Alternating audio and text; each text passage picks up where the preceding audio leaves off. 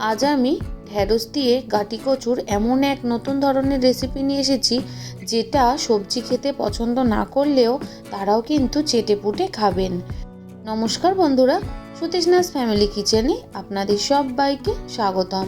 আমার আজকের রেসিপি যদি আপনাদের ভালো লেগে থাকে তাহলে অবশ্যই একটা লাইক করে দেবেন, একটা ছোট্ট কমেন্ট করে জানাবেন।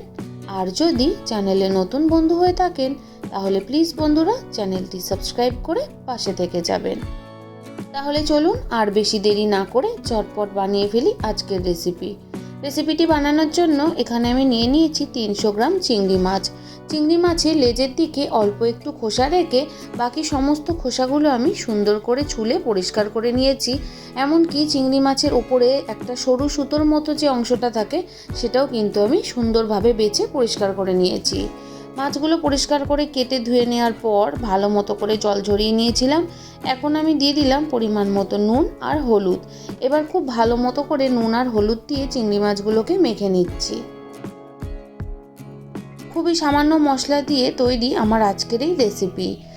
অল্প মশলা দিয়ে যে কি ভীষণ রকম স্বাদের এই রেসিপি হয় তা আপনারা না বানালে কিন্তু বুঝতেই পারবেন না।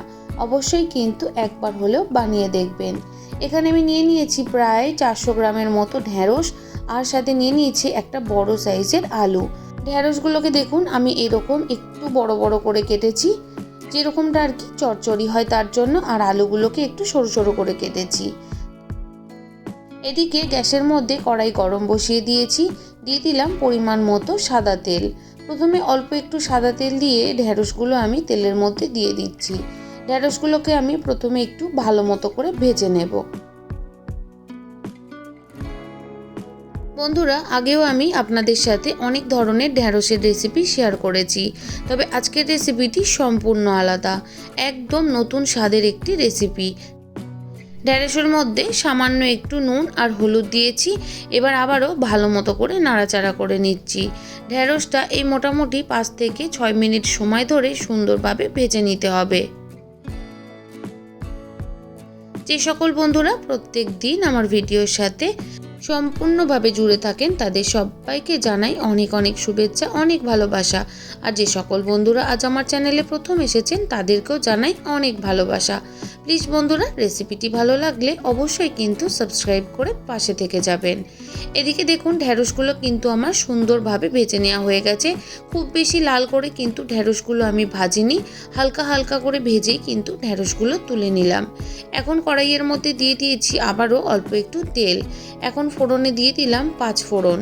5 ফোড়নটা থেকে যখন সুন্দর গন্ধ আসবে তখন দিয়ে দিতে হবে সরু সরু করে কেটে রাখা আলু। আলুটা দেওয়ার পর এবার ভালো মতো করে একটু নাড়াচাড়া করে দেব। তবে বন্ধুরা, এই পর্যায়ে তেলের পরিমাণটা একটু কম হয়েছিল বলে আমি আবারও একটু তেল অ্যাড করেছি। এবার আলুটাকে আমি খুব ভালো মতো করে ভেজে নেব। 2 মিনিট আলুটা একটু ভাজা হতে থাক, ততক্ষণে আপনাদের দেখিয়ে দিই এখানে আমি নিয়েছি প্রায় 200 গ্রামের মতো গাটি কচু। একটু ছোট ছোট সাইজের গাটি কচু নিয়েছিলাম, খোসা ছাড়িয়ে অর্ধেক করে নিয়েছি। এবার আলুর মধ্যে গাটি কচুগুলো দিয়ে দিলাম। আবারও আমি দিচ্ছি সামান্য একটু নুন আর হলুদ।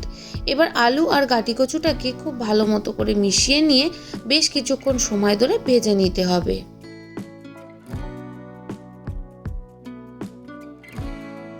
2 থেকে 3 মিনিট নাড়াচাড়া করে নেওয়ার পর এখন আমি ঢাকনা দিয়ে দেব। তারপর গ্যাসের ফ্লেমটা একটু লোতে করে দিয়ে 3-4 মিনিটের জন্য ঢেকে সেদ্ধ করে নেব। 3-4 মিনিট পর ঢাকনা খুলে আমি আবারও একটু ভালো মতো করে নাড়াচাড়া করে নিচ্ছি।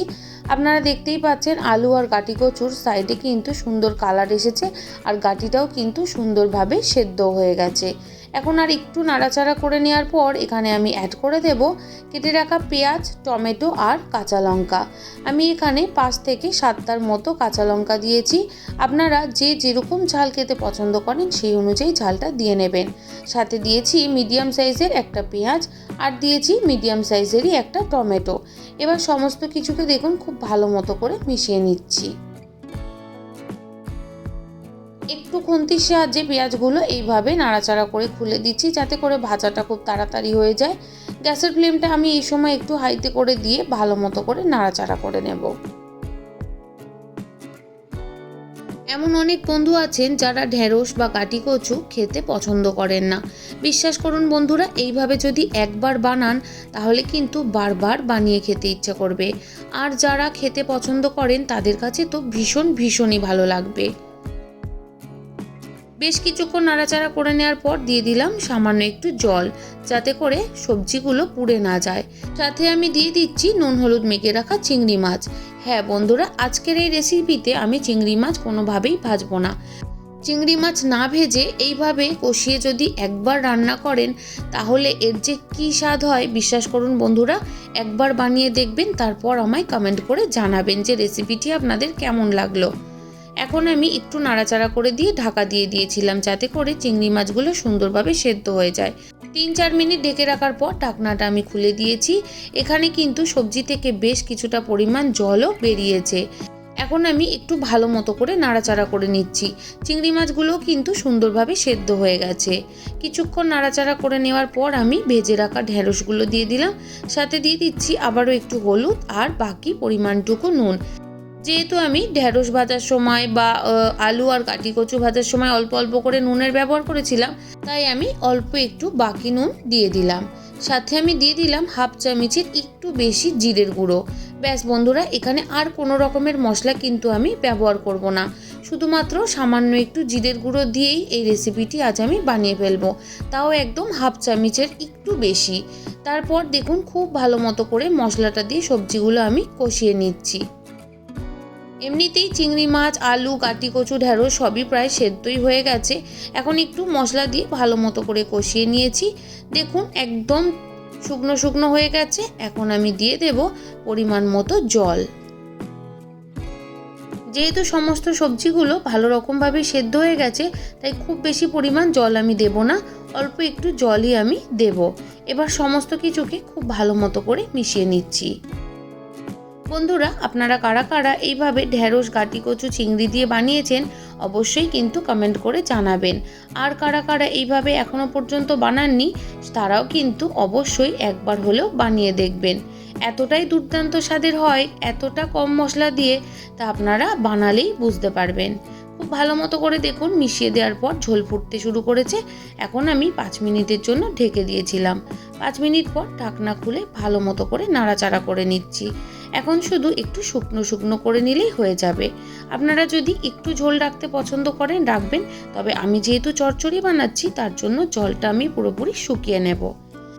তাহলে বন্ধুরা, আমার আজকের রেসিপি আপনাদের কেমন লাগলো অবশ্যই কিন্তু কমেন্ট করে জানাবেন। ভালো লাগলে লাইক, শেয়ার, সাবস্ক্রাইব করে দেবেন। আমার সাথে এতক্ষণ ধৈর্য ধরে থাকার জন্য আপনাদের সবাইকে অসংখ্য ধন্যবাদ। আপনারা সবাই ভালো থাকবেন, সুস্থ থাকবেন। রেসিপিটি যদি খুব বেশি ভালো লেগে থাকে তাহলে অবশ্যই কিন্তু নতুন বন্ধুদের সাথে শেয়ার করে দেবেন। এই রেসিপিটা কিন্তু রুটি অথবা ভাত দুটোর সাথেই ভীষণ ভালো লাগে। অবশ্যই কিন্তু একবার হলেও বানিয়ে দেখবেন। তাহলে বন্ধুরা, আজ এখানেই শেষ করলাম। পরের দিন আবারও একটা নতুন কোনো সহজ রেসিপির সাথে চলে আসছি। আপনারা সবাই ভীষণ ভালো থাকবেন আর অবশ্যই কিন্তু বানিয়ে দেখবেন।